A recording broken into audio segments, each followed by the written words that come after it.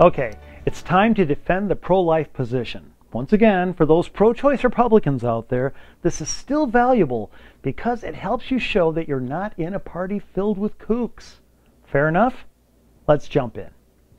First, separate them from the word choice. I tell them, but it's not like you want all choices allowed. I mean, if I choose to steal a woman's purse, you'd want me arrested, right? Next, explain the conservative standard on choice. I usually say something like, so how do we decide which choices should be allowed? We on the right don't always agree on the issues, but we do agree on a simple standard regarding choice. It goes like this. We support every individual choice that doesn't remove someone else's choice. Number 3, back up the standard with some examples.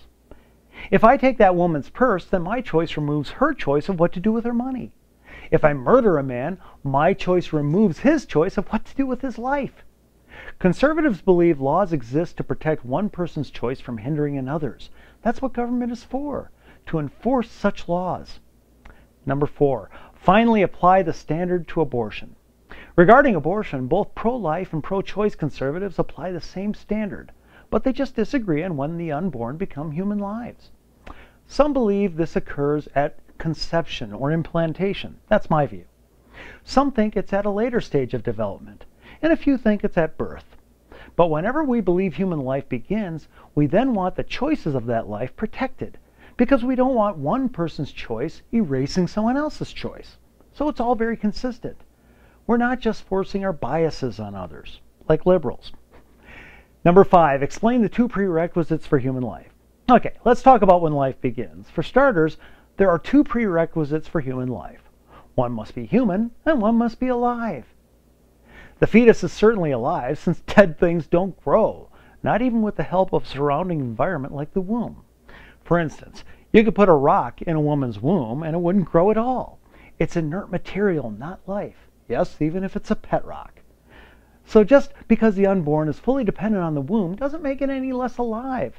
Suppose a child is born prematurely and must be kept alive in a hospital unit that duplicates much of what the womb provides. Is that child not a human life yet? Can we still abort it? Of course not. And yet, the only advantage that child has over one still in the womb is that we can see it. But our being able to see it doesn't make it alive. It was alive all along. Second, the fetus is certainly human, genetically distinct from all other forms of life. At one point, it'll acquire a heartbeat, so it'll be human life that can pump blood. But it was human life before this. At another point, it will acquire brain waves, so it'll be human life that can think. But it was human life before this. Someday it will acquire a college degree and probably still no job. The point is, adding characteristics doesn't make us human, just more developed. Someone might respond by saying, oh really? Well, what about a car? It's not really a car until it has virtually all its parts in place, right? Then human life should be the same. Well, the problem is, a car has no internal genetic code fully guiding its development to completion. The blueprint for a car is external, with all the parts being added from the outside, not developed from within. Thus, the car analogy doesn't hold. So I think the fetus is a human life from conception, or at least implantation, when all the ingredients are present for growing life. Perhaps you disagree, and that's fine. But here's the key. Do I really sound like some wild-eyed fanatic who won't listen to reason? Really? Number 6, separate the 2 individuals and their choices. Remember, the unborn child may be in the mother, but is not part of the mother. For instance, hypothetically, you could clone the mother from any cells of her body, since all those contain her genetic makeup. But you couldn't clone her from the fetus because the unborn have their own completely new DNA. By the way, you can build 2 cars from the same blueprint, but that doesn't happen with people. The mother and child are separate individuals. Pro-life conservatives protect both their choices because no person can own another. Number 7, closing. Emphasize the open discussion of conservatism. This is why we on the right enjoy a free and open debate on abortion. While we agree on our central standard of choice, we just debate when another person's choice is in play. As for the left, they shut down debate by imposing one person's choice over another. Basically, they say, you see that young girl and guy over there who produced the pregnancy? Hey, they can vote while the unborn can't.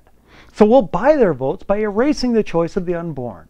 Folks, that's not choice, that's control. That's not open debate, that's crushing the helpless for political power. It's awful.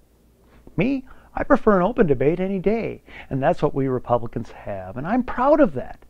Abortion isn't a losing issue for Republicans, it's a winner. Now, I know I just presented a lot of points, so play this over a few times until you feel comfortable with it. In the next couple episodes, we'll look at those intense abortion issues, like rape or partial birth and late-term abortions. Those issues actually provide great advantage for conservatives. See you then.